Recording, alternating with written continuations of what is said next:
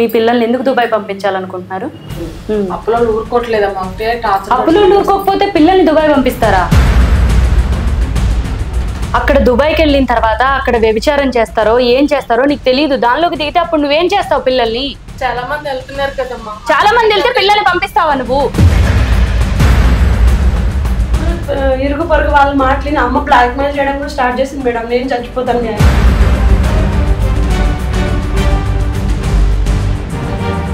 మన ఇంగ్లీష్ అలాగే ఈలో తెచ్చారు కదా, బజార్లో పెట్టారు కదా. కొందరైతే పక్కన కూడా నన్ను రమ్మంటున్నారమ్మా. నువ్వు చేసిన అప్పులకి పిల్లల్ని బలి చేస్తావా? ఈ మొక్కలు 10 లక్షలు ఎవడైనా ఇస్తాడా ఇక్కడ? నీ తోడుకోవడంతో నువ్వు వెళ్ళు దుబాయ్. నన్ను ఎవడించుకుంటాడమ్మా? వయసు అయిపోయింది. వీళ్ళంటే బుద్ధి లేక నన్ను పంచాయతీ తెచ్చారు. రాలేదు వస్తారు. నీకు బుద్ధి లేదు. నేను చచ్చిపోవడమే కారణం. అయితే చచ్చిపోయినా వాళ్ళు చక్కగా మాకు అమ్మే కావాలి మేడం. మేము కష్టపడి అప్పులన్నీ తీరుస్తామా?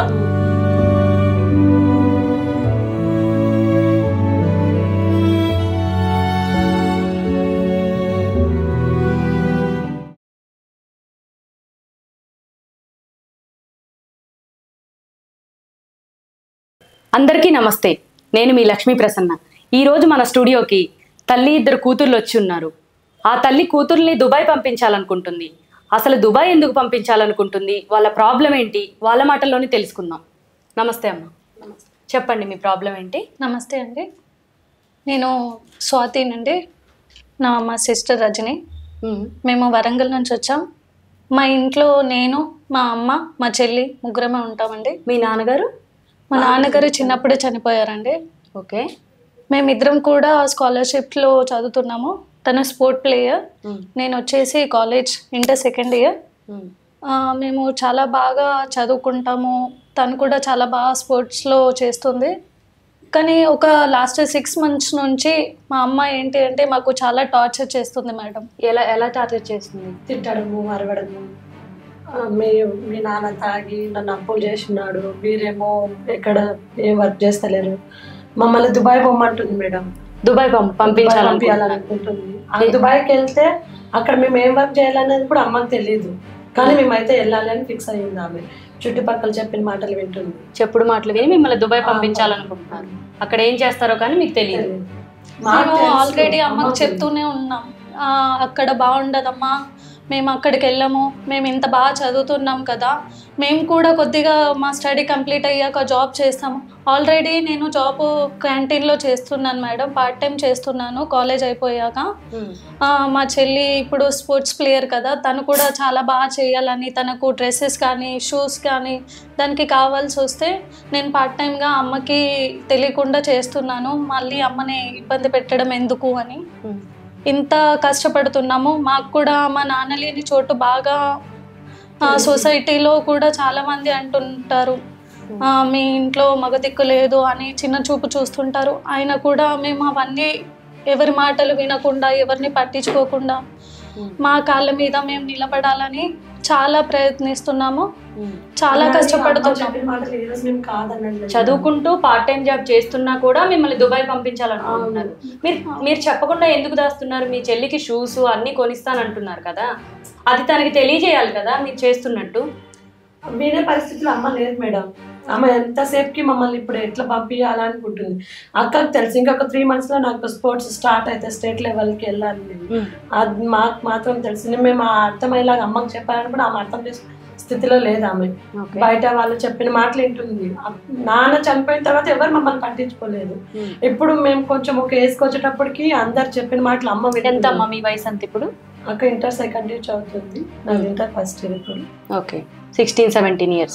16-17 yearsకి మీ అమ్మ మిమ్మల్ని దుబాయ్ పంపించాలనుకుంటుంది. ఎందుకు పంపించాలనుకుంటుందో ఒకసారి మీ అమ్మని అడిగి తెలుసు. నమస్తే అమ్మ, చెప్పండి మీ పిల్లల్ని ఎందుకు దుబాయ్ పంపించాలనుకుంటున్నారు? బాగా అప్పులు అయిపోయామమ్మా. అతను అప్పులోడి చనిపోయాడు. అప్పులోళ్ళు ఊరుకోవట్లేదమ్మా. అప్పులు ఊరుకోకపోతే పిల్లల్ని దుబాయ్ పంపిస్తారా? మరి ఏదో చేసి అప్పులు తీర్చిపోతే ఒప్పుకోరు కదమ్మా.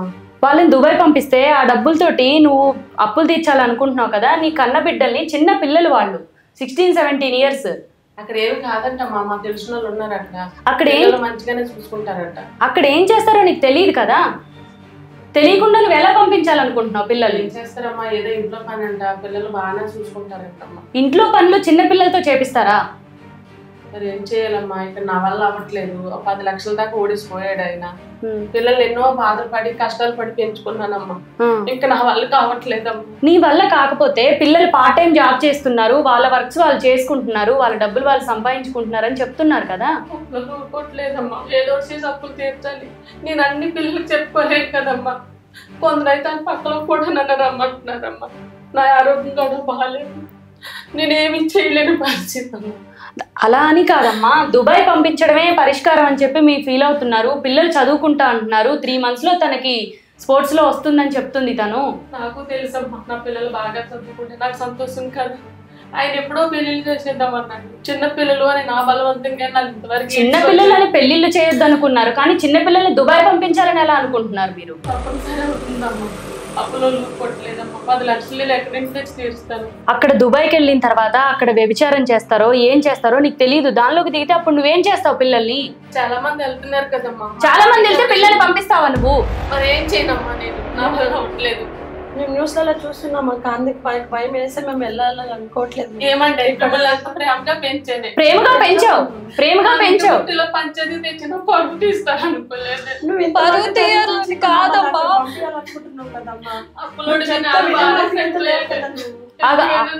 వాళ్ళకి చెప్పనివ్వమ్మా, వాళ్ళకి చెప్పనివ్వు. అమ్మ అయితే వినే మాటలైతే లేదు మేడం.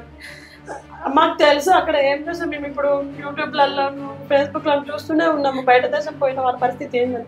ఇప్పుడు మేము అమ్మకి చెప్పలేము కదా మేడం. ఆమెకు తెలుసుకున్న వయసు పెద్ద ఆమె మేము చెప్పలేము మేడం. కానీ ఆమెకు అన్ని తెలిసినా కూడా ఇంకా వెళ్ళు అంటే ఇంకేం చెప్పాలి మేడం. మేము ఇంకా అక్కడ ఏం జరుగుతుంది అని పిల్లలే అంత క్లారిటీగా చెప్తున్నారు, మీరు తెలియదని నాటకాలు ఆడుతున్నారా? పిల్లలు చెప్తుంటే వాళ్ళ బాధల్లో నాకు అర్థం అవుతుందమ్మా. మరి అన్ని తెలిసి కూడా ఎలా పంపించాలనుకుంటున్నారు? ఏం చేయలేని పరిస్థితి అమ్మా. నా పిల్లలు తప్ప నాకు ఎవరు లేరు, మాకెవరు లేరమ్మా. అప్పులలో ఒప్పుకోవట్లేదమ్మా. నువ్వు మమ్మల్ని నేను సాగావు కదమ్మా. ఒక్క 2 సంవత్సరాలు మాకు ఛాన్స్. అక్క మంచిగా చదువుతుంది, మంచి జాబ్ తెచ్చుకుంటాను, నేను స్పోర్ట్స్ లో మంచిగా వస్తాను. కష్టాలు తీసుకోలేదు కదే, ఏం చేయమంటారు నన్ను? వాళ్ళు ఒప్పుకోకపోతే పిల్లల్ని ఎందుకు టార్చర్ చేస్తున్నారు మీరు? అప్పులే మీకు సమస్య? ఒప్పుకోవట్లేదమ్మా, ఎన్ని రకాలు చెప్పున. కష్టపడి పని చేయి, నువ్వు పని చేయు. 4 ఇళ్లలో పని చేసి పిల్లల్ని బతికిస్తున్నారు ఈ రోజు రేపు. 4 ఇళ్లలో పని చేస్తున్నానమ్మా, అది మా పూట కడవడానికి వస్తుందమ్మా. అప్పులు తీర్చి అంత మిగలట్లేదమ్మా. అక్కడ టైం ఇవ్వమని అడగండి వాళ్ళని. పిల్లలు ఇంకొక 3 months అంటున్నారు, 2 years లో పాప స్టడీ అయిపోతుంది అంటున్నారు. వాళ్ళు జాబ్ చేసి కష్టపడి సంపాదించి మీకు అప్పులు తీరుస్తా అంటున్నారు కదా. మేము అప్పులలో కూడా చెప్తూనే ఉన్నాం. మీరేమన్నా బాండ్లు అవి రాసి ఇచ్చారా వాళ్ళకి? సంతకాలు పెట్టించారా? ఇచ్చామమ్మా, ఆయన ఉన్నప్పుడే అందరు సంతకాలు పెట్టించేసాడు వాళ్ళకి. ఒక 3 months ఉంటే నాకు స్పోర్ట్స్ లో విన్ కొడతామని ఖచ్చితంగా నాకు స్పాన్సర్స్ వస్తారు. నేను ఏదో ఒక విధంగా అమ్మకి సహాయపడుతున్నాను. మాకు టైం ఇవ్వండి, కానీ దుబాయ్ పోవాలన్న ఆలోచన అయితే మాకు లేదు, మేము వెళ్ళాము. పిల్లలకి దుబాయ్ వెళ్ళడం ఇష్టం లేదు, మీరు ఎందుకు పంపించాలనుకుంటున్నారు అసలు? వాళ్ళు పంపించాలని నాకు లేదమ్మా, కానీ తప్పనిసరి వెళ్ళమంటున్నాను. ఆయన అప్పులోడేసి బాగానే చనిపోయాడమ్మా. ఈ అప్పులలో అందరూ వచ్చి నా ప్రాణం తోడుతున్నారు. వయసున్న పిల్లలు ఏం చేయాలో తెలియట్లేదు. వాళ్ళకి పెళ్లి చేసే సోమతి కూడా నాకు లేదమ్మా. నువ్వు పెళ్లి చేయకపోతే వాళ్ళు కష్టపడి చదువుకొని వాళ్ళు పెళ్లిళ్ళు చేసుకుంటారు. అందాక వెళ్ళి ఊరుకోరు కదమ్మా. నన్ను నేనేం చేయాలి చెప్పండి మీరైనా. మీకేమైనా ఆలోచన ఉంటే చెప్పండి. దుబాయ్ వెళ్ళరు, ఓకే, అంతవరకు. అప్పులోళ్ళని అందరినీ పిలిచి ఒకసారి మాట్లాడదామమ్మా. ఒక 2 years అడుగుదాం, ఇంకొస్త టైం ఇవ్వండి మాకు అని చెప్దాం, మాట్లాడదామమ్మా. ఇలా ఎందుకు మాట్లాడుతున్నామమ్మా? చిన్న పిల్లలు, వాళ్ళకున్న ఆలోచనలు మీకు లేకుండా అయిపోతున్నాయి. మిమ్మల్ని దూరంగా పంపించడం నాకు ఇష్టమా? ఎంత ప్రేమగా పెంచుకున్నాను మిమ్మల్ని. నీకు ఇష్టం ఇప్పుడు చూసి మమ్మల్ని అగ్గిలో దుంకమంటున్నావు. ఇన్నేళ్ళు నువ్వు కష్టపడి చాకిందానికి ప్రతిఫలం ఏంటి? మీరు ఎలా అడిగితే నేను ఎలా చెప్పలే, ఏమని చెప్పను. ఎంతకన్నా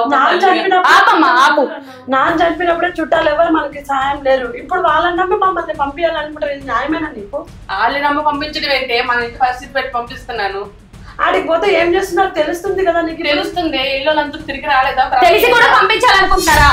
అమ్మ, మా ఇంటి పరిస్థితి మీకు తెలియదమ్మా. లేదో చిన్నపిల్లలు ఏదో మాట్లాడుతున్నారు. అప్పులు సమాధానం ఎవరు చెప్తారమ్మా? 10 లక్షలు నేను ఎక్కడి నుంచి తీరుస్తానమ్మా? మాకు ఇల్లు కదా. పిల్లల్ని అడ్డం పెట్టుకొని దుబాయ్ పంపించి నువ్వు పిల్లల కోసం కష్టపడకుండా వాళ్ళు కష్టపడిన దాంతో నువ్వు తీసుకురావాలనుకుంటున్నావు. నేను కష్టపడుతున్నానమ్మా, కానీ అప్పులు తీర్చే మార్గం లేదు. మా పక్కింట వెళ్ళొచ్చింది, శ్రామంగా ఉంది, పెద్ద బిల్డింగ్ కట్టుకుంది, సంతోషంగా ఉంది, బతకలేదు. దుబాయ్ వెళ్తేనే డబ్బులు వస్తాయని చెప్పి ఎందుకు అనుకుంటున్నారు మీరు? ఇక్కడ కూడా చాలా జాబ్స్ ఉన్నాయి, చాలా పార్ట్ టైం జాబ్స్ ఉన్నాయి పిల్లలకి. మీరు చేయొచ్చు, మీరు కష్టపడచ్చు. నేను కష్టపడుతున్నానమ్మా, పిల్లలో పని చేస్తున్నానమ్మా. నేను ఇక్కడ 10 లక్షలు వచ్చే ఆస్కారం లేదు కదమ్మా.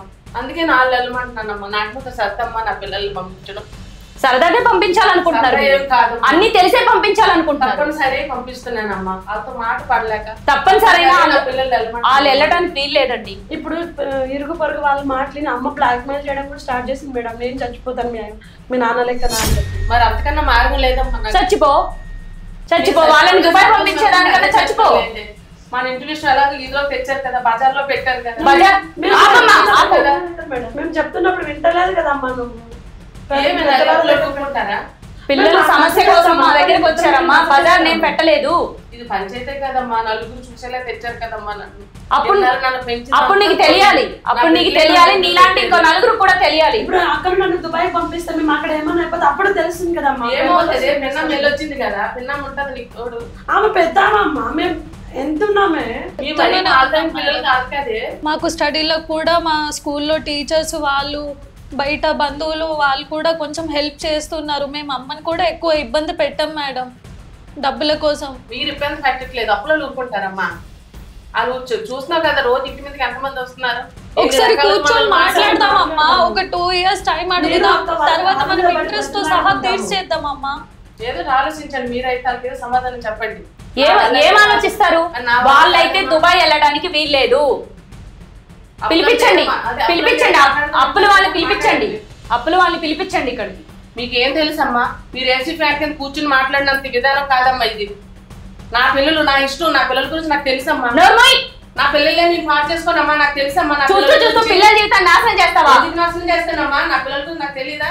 అంత భద్రత లేకనే నా పిల్లల్ని పంపనమ్మా. పిలిపించండి అప్పుల వాళ్ళని పిలిపించండి. మాకు తీసుకెళ్తుంది, దగ్గర తీసుకొస్తుంది. అప్పులను పిలిపించి మీరు అప్పు తీరుస్తారా? తను ఏం చేస్తుందో మీ తోటి కోడలు పిల్లలు కూడా అదే చేపిస్తుంది. రేపు అక్కడ వ్యభిచారం జరుగుతుందో ఇంకేం జరుగుతుందో తెలియదు కదా. పరిస్థితి బాగాలేదు, అదే చేపిస్తుంది. ఎంతో మంది అదే చేసి సిగ్గులేదా అలా మాట్లాడడానికి? కడుపు పుట్టిన పిల్లల్ని వ్యభిచారం అని మాట్లాడుతున్నావు. ఊరుకోరమ్మా, సిగ్గు నచ్చ నా ఆలోచిస్తే అప్పులు ఊరుకోరమ్మా. అప్పులు తీరాలి, మేము బాగుపడాలి, నా పిల్లలు బాగుపడాలి. మీరు ఎన్ని చెప్పినా పిల్లలు వెళ్ళడానికి వీల్లేదు. చూడండి తెలిసి కూడా ఎలా మాట్లాడుతుందో చూడండి. సమాధానం చెప్తారు.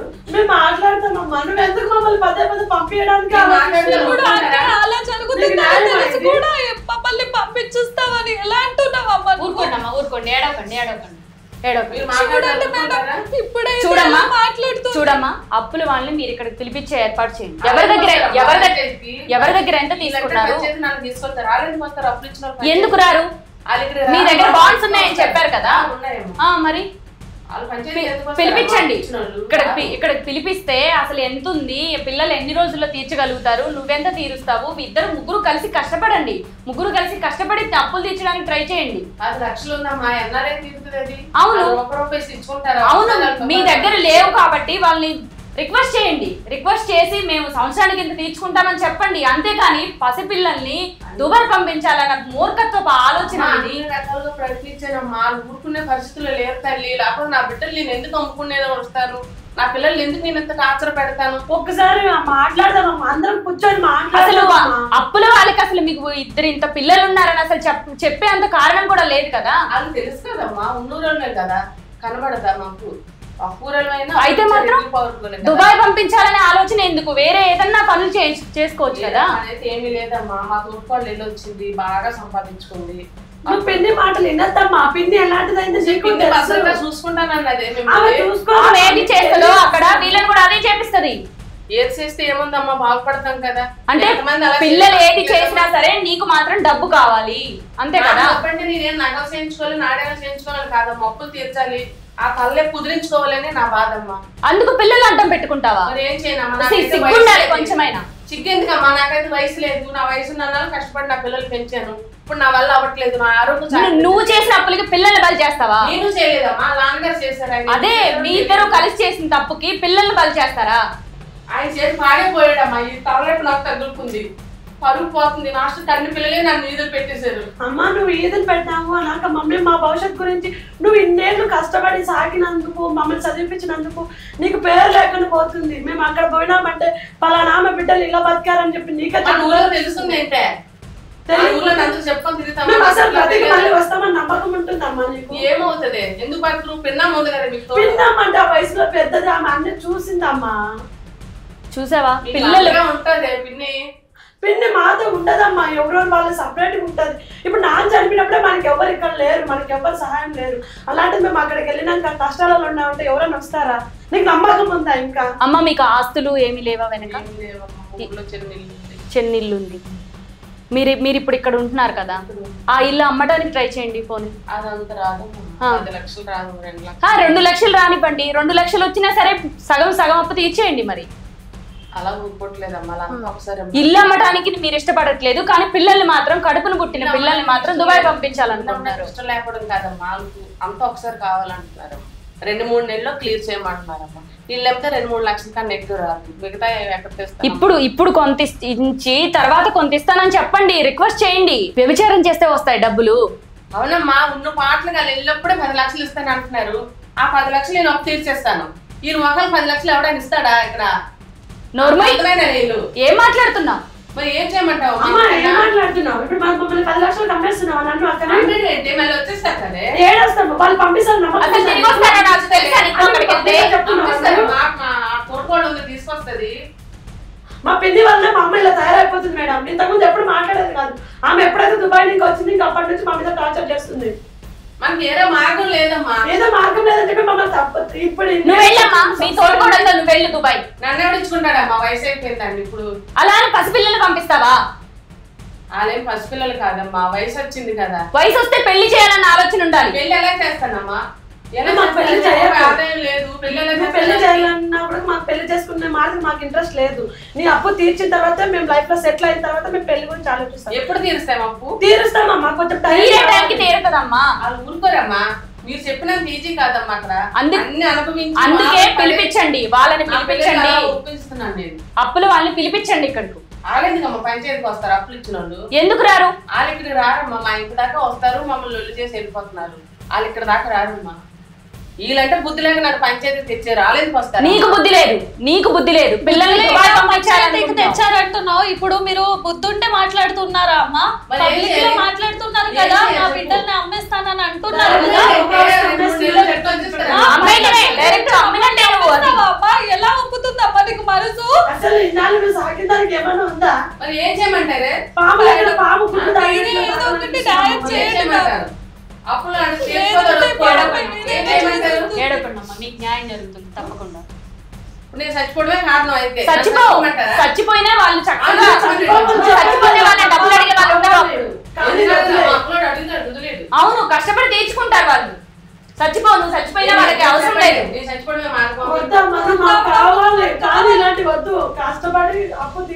నువ్వు దుబాయ్ పంపిస్తానన్నా కూడా నువ్వు కావాలనుకుంటున్నారు ఆ పిల్లల్ని. ఎదురునే పరిస్థితి పెట్టి వెళ్ళమంటున్నానమ్మా. నా పిల్లలే నాకు చేతి కాదమ్మా. బుద్ధుందా నీకు? నువ్వు దుబాయ్ పంపించాలనుకుంటున్నా, నువ్వు అమ్మేస్తానంటున్నా, మాకు అమ్మే కావాలంటున్నారు వాళ్ళు. లేదు మేడం, చిన్నప్పటి నుంచి మాకు నాన్న ఎలాగో లేడు, అమ్మ కూడా లేకపోతే ఎలా ఉంటుంది మేడం? మీరు కావాలని అనుకోవట్లేదు ఆమె. మాకు అమ్మే కావాలి మేడం. మేము కష్టపడి అప్పులన్నీ తీరుస్తాం. మాకు అమ్మ కావాలి. చూడమ్మా, అప్పులు వాళ్ళందరినీ పిలిపించండి. మా టీం మీకు ఒక 5 లక్షలు మీకు ఏర్పాటు చేస్తారు. మిగతా అంతా పిల్లలు కష్టపడి సంపాదిస్తారు. మీరు కూడా కష్టపడండి. మీరు 5 లక్షలు ఇస్తారు, మిగతా 5 లక్షలు ఎక్కడ ఇస్తాను నేను? అలాగే ఒకసారి 10 లక్షలు ఇస్తారు. నోర్మయ్, 5 లక్షలు ఇస్తానంటే 10 లక్షలు కావాలంటున్నావు. మరి ఏం చేయమంటారమ్మా? వాళ్ళు ఒప్పుకోవట్లేదు. 5 లక్షలకి వాళ్ళని పిలిపించి మేము మా టీం సెటిల్మెంట్ చేస్తారమ్మా. మిగతా 5 లక్షలు పిల్లలు కష్టపడి సంపాదిస్తారు. మీరు కూడా కష్టపడండి. మేము కష్టపడతాము చెప్తున్నాము. మేడం 5 లక్షలు సాయం చేస్తే కష్టపడి 5 లక్షలు వస్తాయి మనకి. ఎన్నో కొట్టాలమ్మా, మన అప్పులు అయితే సగం తీరిపోతాయి కదమ్మా. ఎందుకు నువ్వు ఇలా ఆలోచిస్తున్నావు? ఏం చెప్పిందమ్మా నీకు పిన్ని అంతగానో? చెప్పేది వినమ్మా ప్లీజ్ అమ్మా. ఊరుకోండమ్మా, మీరు మాట్లాడకండి. 5 లక్షలు మీరు సెటిల్మెంట్ చేస్తానంటే వినట్లేదు. ఈ 5 లక్షలకు కూడా మీరు మా టీం హెల్ప్ చేస్తానంటున్నారు కదా. వినకపోతే పోలీసులను పిలిపించి పోలీస్ స్టేషన్కి పంపిస్తాం. వద్దు మేడం, ప్లీజ్ మేడం. పంపిస్తే మీ అమ్మకు బుద్ధి వస్తుంది. లేదు మేడం, చిన్నప్పటి నుంచి మాకు నాటలు మా అమ్మ కూడా లేకపోతే ఎలా ఉంటాం? చూసావా, నిన్ను పోలీస్ స్టేషన్ లో వేస్తానంటే పిల్లలు ఏడుస్తున్నారు. నువ్వు లేకుండా ఎలా ఉంటావు అమ్మా? అమ్మా అలా చేయొద్దమ్మా, వీళ్ళు ఎంతో కొంత హెల్ప్ చేస్తా. పిలిపించండి, వాళ్ళని పిలిపించండి. సరే నేను వాళ్ళు పిలిపిస్తాను, మాట్లాడండి. Thank you madam. సరే, పిలిపించి 5 లక్షలు వాళ్ళకి ఇస్తాము. మీరు మీ వంతు మీరు కష్టపడి, మీ అమ్మ మీరు కష్టపడి మిగతా 5 లక్షలు ఎలాగోలా తీర్చేలా చూసి తప్పకుండా తీరుస్తాం. చూసారు కదండి, ఇది వాళ్ళ పరిస్థితి. మరొక ఎపిసోడ్ లో ఇంకో ప్రాబ్లంతో మీ ముందుకు వస్తాం.